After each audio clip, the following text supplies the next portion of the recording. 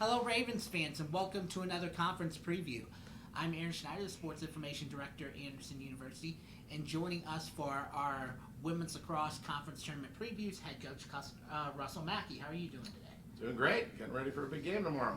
Yeah, and first of all, congrats on the program's first appearance in the conference tournament. We had a tough break a couple years ago. The way COVID cancellations fell, it was just kind of a tough break for us. But getting in for that first time is nice. Yeah, the girls, the women are excited, and as are we. Okay, so let's talk about this season. A little bit of a weird year, but we've managed to get third place in the conference standings. Yeah, it's been a challenging year from, in particular, from the injury perspective. Boy, we've just been riddled with injuries, and I don't want to use that as, pardon the pun, too much of a crutch, but really, right when we think we're getting some mojo, somebody, a contributor on the team, gets hurt and is out for a week or two.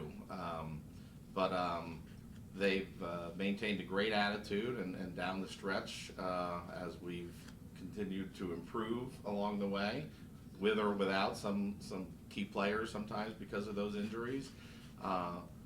We've stayed together as a team, and we pulled off some nice wins in the conference to get us into the conference tournament for the first time. So we're very excited. What were some things that you saw that you liked for this year?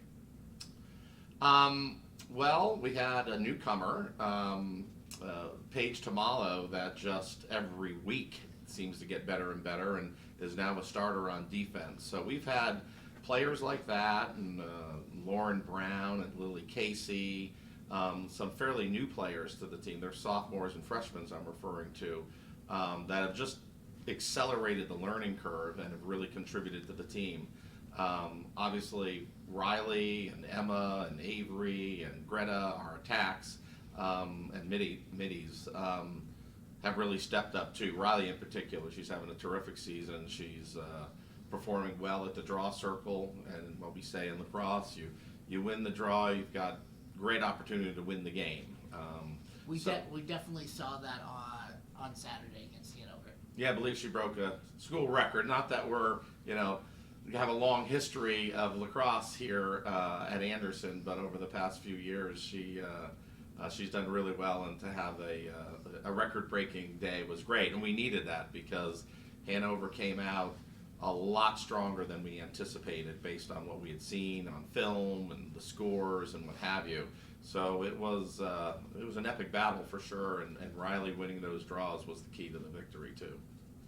Okay, so now let's look ahead towards our match against Franklin. So we're coming in as a 3 seed. We're playing at Franklin, who's the number 2 seed.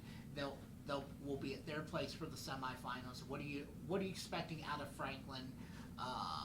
And then it'll also kind of give you an opening to talk about our match from earlier in the year as well.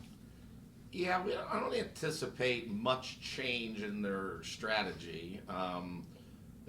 They played the same way in the fall when we played them last year. We pretty much know how they play, who their go-to players are.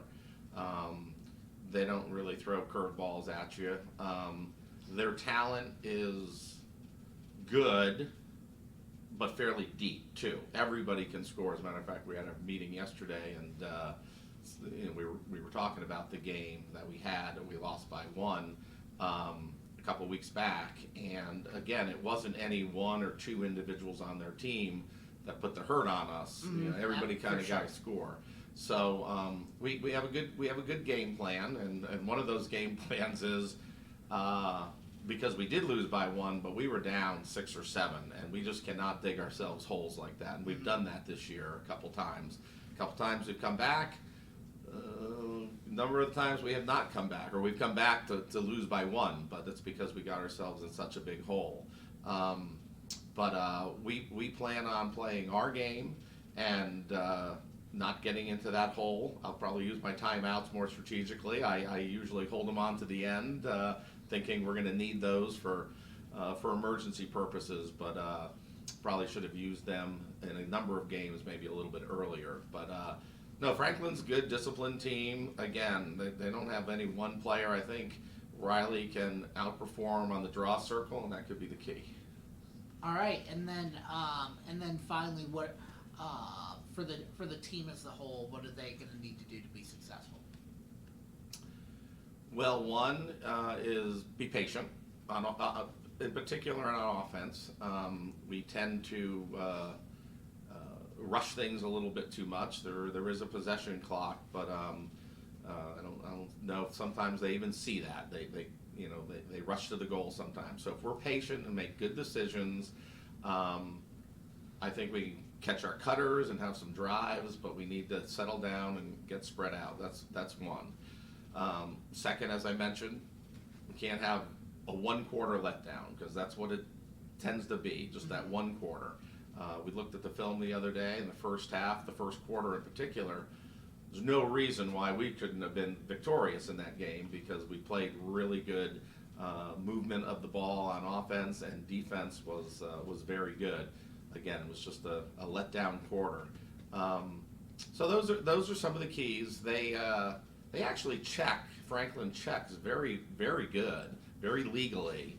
So we have to protect our sticks. That's the other key. We driving to the goal, we hang that stick, they check us, we lose the ball. We transition upfield, we think we've got 20 yards in front of us, and we get a little loose with that stick, they come from behind and check us. So we got to be patient, protect the stick, and no one quarter letdowns. All right, I think I've covered the questions I wanted to.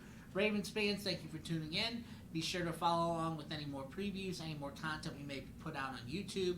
Of course, follow along with your Ravens women's lacrosse team as they compete at Franklin tomorrow in the semifinals.